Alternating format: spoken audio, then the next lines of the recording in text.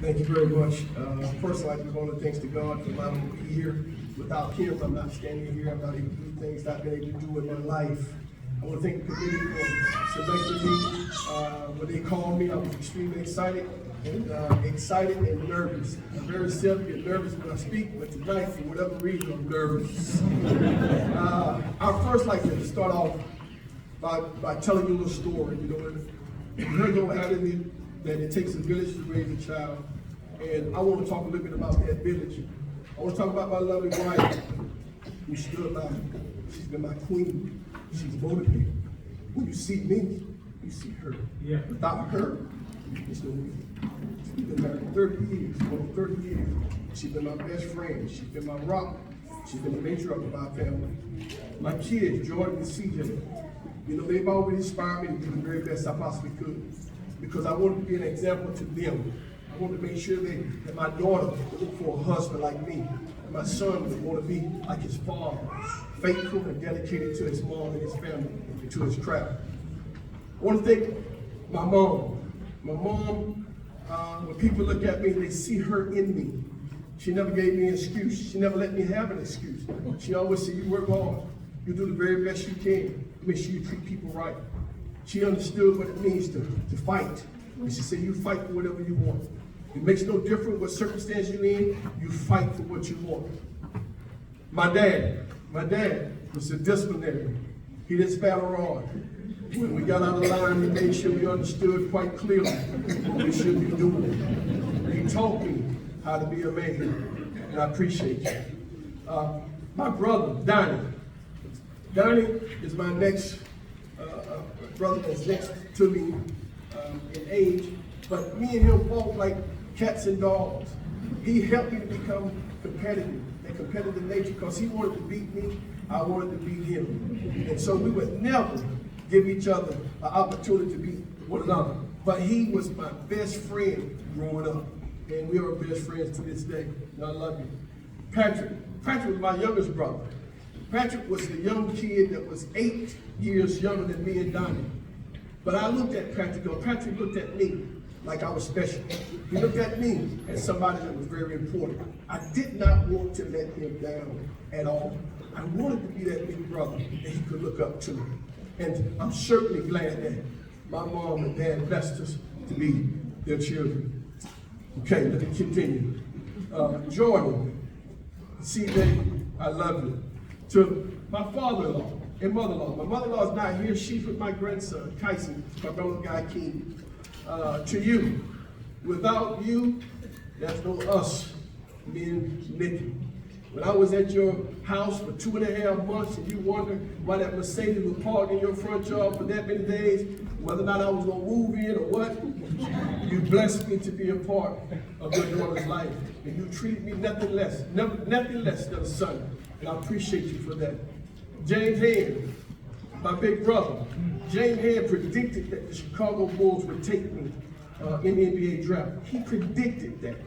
And he also, when my wife had an issue, a problem, a concern with me, she didn't just call her parents, she called him because she knew he was shooting straight. I'm making sure I look at this table. Okay, Jamie Hightower. Jamie was my older cousin. I didn't have a car. I couldn't get anywhere. We didn't have very much money, but he would pick me up.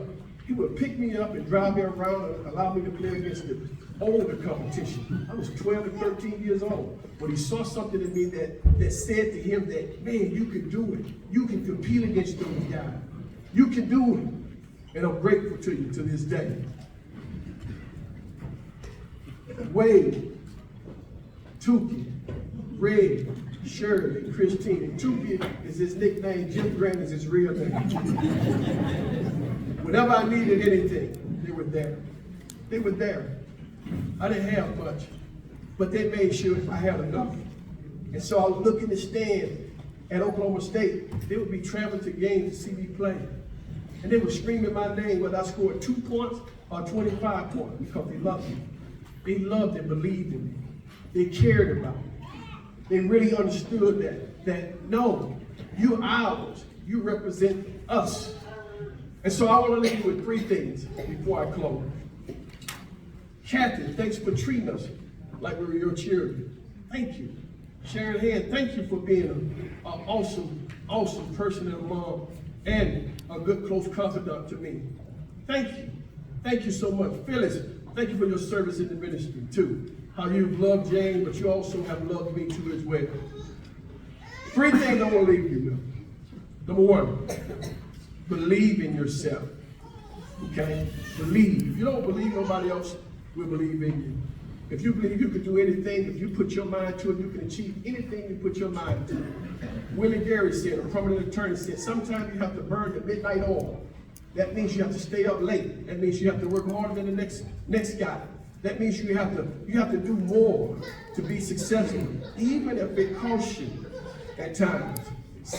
Second of all, even though I got this backwards, second of all, which was first of all, you got to keep God first. He can't be your passenger. He has to be the driver of your car.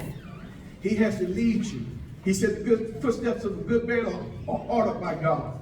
And I've always trusted God. Things that happened to me in my life because my faith was unwavering. I knew man would let me down or might let me down, but I knew God would stand with me. I knew he would be there. If I needed a shoulder to cry on, I could cry on his shoulder.